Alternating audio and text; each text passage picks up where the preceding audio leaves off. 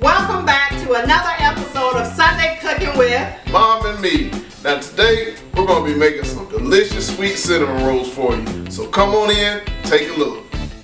Instead of making our dough in a mixer as usual, we're going to be using a bread maker using the dough setting.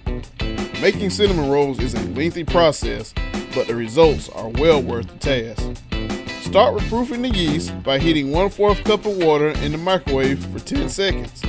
Using a thermometer, check the temperature of the water, aiming for a target temperature between 100 and 110 degrees Fahrenheit. Stir in the yeast as it's added to the water, as well as 1 teaspoon of sugar, and allow to set until yeast begins to foam and bubble up. If it does not foam and bubble up within about 5 to 10 minutes, your yeast is no good. Discard the mixture and begin again. Measure out 4 cups of bread flour, 2 teaspoons of sugar, 1.7 ounces of vanilla pudding, and 1/2 teaspoon of salt.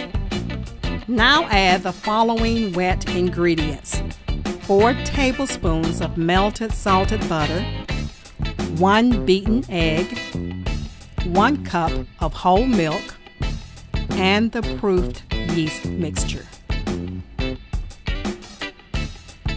Set the bread maker to dough setting.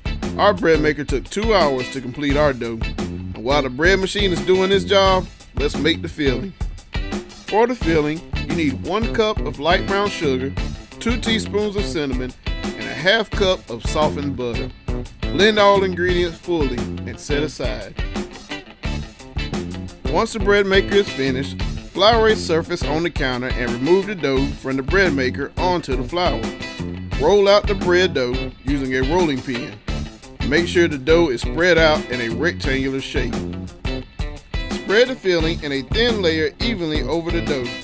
Add pecans or walnuts if you desire, and begin rolling up the dough into a log with the filling on the inside. After the dough is rolled into a log, begin slicing the dough into 1-inch rolls. Place on a non-stick cooking pan, place a sheet of plastic on top, as well as a dry cloth, and put in a warm draft-free area for about 30 minutes or until they double in size. Once done, they are now ready to bake in the oven on 350 for about 15 to 20 minutes. Once complete, remove from oven, set off to the side, and begin on the icing. For the icing, combine 4 tablespoons of softened butter, 1.5 cup of powdered sugar, 1 teaspoon of vanilla flavoring, and up to 1/8 cup of milk depending on your desired consistency of the icing. Mix the ingredients well and begin spreading over your cinnamon rolls. They are now ready to eat. We hope you enjoyed our video. Make sure to like and subscribe if you haven't already. And as always, enjoy.